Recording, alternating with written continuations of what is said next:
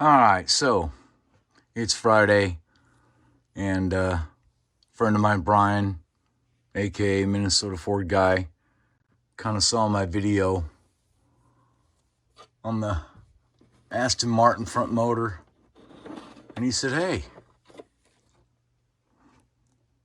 let's work on these." So he grabbed a couple of these older Skeletrics out, these Jags. They're beautiful cars, and he said, "We're going to work on these." So I've got two of these. They've been sitting up here for way too long. I got the green one there and the blue one, and I normally don't let people look under my skirt, so to speak, but it could be an interesting project. I forgot all about those cars. That's when you know you have too many cars, when you forget about it. I think that would be a great matchup, Brian, so I really appreciate that.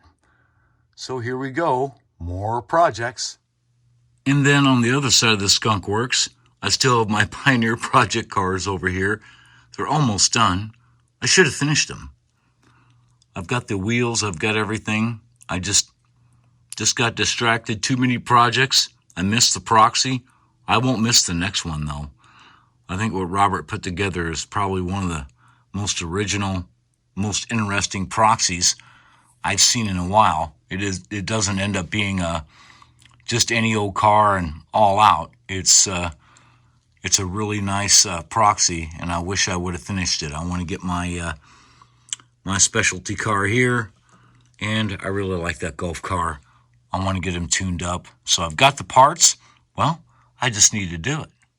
And I just posted this photo. I had to have some more parts, some fresh brass for my truck project that's over there, and a new board, something cleaner, something nicer.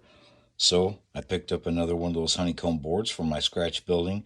Needed some axles, some pins, a spare wrench, some tires. It just never ends, does it? Oh well, that's what makes it fun. Yep. Speaking of that project, boy, have I made a lot of progress. Look at that. Gosh, I'm almost done. I'm working on the video for this build. So here's another, as they call, a hot mess here on one side of the Skunk Works. Yeah, and I have the 49 Merc here. I'm kind of using it as a guide. Kind of trying to build them similar. But, oh yeah, it just, yep, everywhere you look, there's something to do. And then, on the other side of the Skunk Works, I have this Monte Carlo project. I wanted to do a mold for the Showdown series. As you can see, I'm filling in the back, getting rid of the aero coupe. And one problem I've ran into is to make this mold and everything is I don't have a lot of structural integrity right here, which means two things. Pouring a mold and popping that thing out of the mold without it breaking, the odds are not in my favor.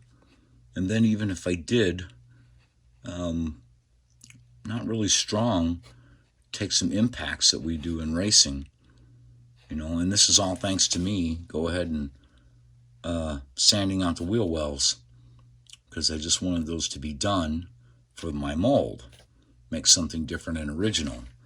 But Brian and Steve and a few people have had some ideas, and I think I might add maybe a little bit here on the inside to increase the integrity there, to make it a little bit stronger.